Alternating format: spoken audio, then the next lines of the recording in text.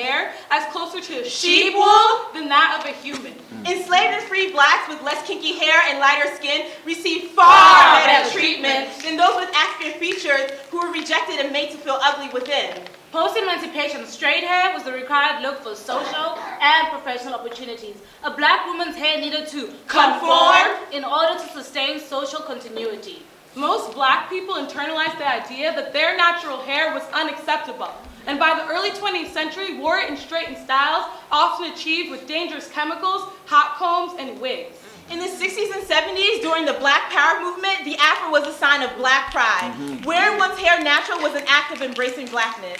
The iconic afros from women such as Angela Davis inspired generations of women of color to love their natural selves.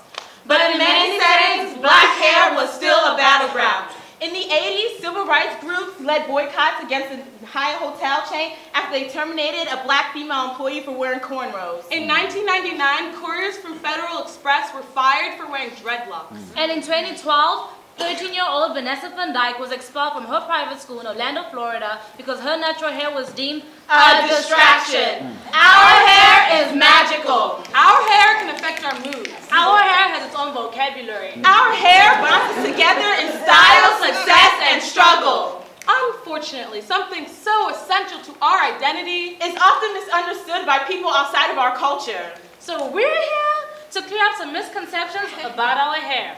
Did you know? We really can't stand the question. Is that your real hair? You know, it always baffles me why people don't think this is a rude question to ask. If it's my real hair, why can't you fathom that it's mine? Why must you ask? And if it's not, do you really think I went through the process of blending the hair with my own just to satisfy your own unbelieving curiosity? Hairpieces, wigs, extensions have been worn for ages. The Egyptians wore hairpieces. Marie Antoinette, Queen of England, wore a hairpiece. And even Queen Elizabeth I, the last Tudor to reign, wore fake hair. Hairpieces are not new inventions. Yeah. Not new. So what's with the constant need to know exactly what's on my hair? Folks like to make remarks like, why do you wear fake hair? You don't need it. Really? Why do you wear that fake color in your hair? Yeah. You don't need it. Oh, it's because you like that color, right? You feel like wearing it because you want to. Well, me too.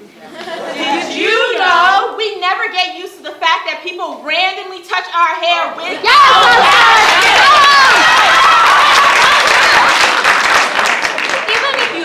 we don't want you to touch our hair. Touching a black woman's hair without her permission is extremely rude. And even if you ask nicely, the answer will still probably be no. Look, I don't know where your hands have been, and I don't want you messing up my do. And why do you want to touch my hair? Touch your own goddamn hair! More importantly, we feel like allowing strangers to touch our hair just so they can experience it is akin to being pet like an animal. At best, it's awkward. At worst, it's dehumanizing. Just because my hair is different from yours doesn't mean you need to pet it. Treat it like you would a masterpiece. Admire it from afar. But please, keep your hands to yourself if you'd like to keep them, then. Did you know? Women of color are now wearing their hair natural as a sign of self-love and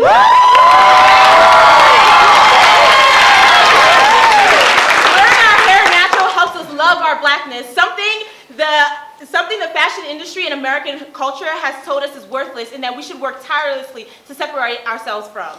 For the millionth time, I did not cut my hair when I wear it curly versus straight. Please stop making a fuss every time I switch it up, because in that case, it's going to be like every day. Please don't be alarmed when I add length to my hair. Yes, I realize there is more hair on my head now than there was yesterday. And no, there's no need to comment, touch, or make a fuss. Black girls have hella options with their hair. It can be perm, natural, bought, grown, curly, or straight. Don't be alarmed, it's just one of the many great things about us. One of the not great things about this, having to have the same lame conversation on the first day back to class after getting our hair done about how it has magically grown. Stop telling me what to do with my hair.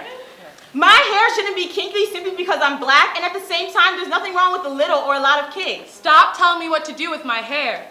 I should have the freedom to be able to perm my hair without being perceived as trying to adhere to a certain standard. Right. And I should be able to rock my fro with pride. Stop telling me what to do with my hair. My hair has awesome shape-shifting powers that allow me to feel beautiful in so many different ways. So please, stop trying to undermine that. When it comes to a black woman's hair, it's not about whether it's relaxed, natural, blonde, black, weaved, or not. It's about the right to choose and not to be punished for exercising that right. My hair is exactly that, mine.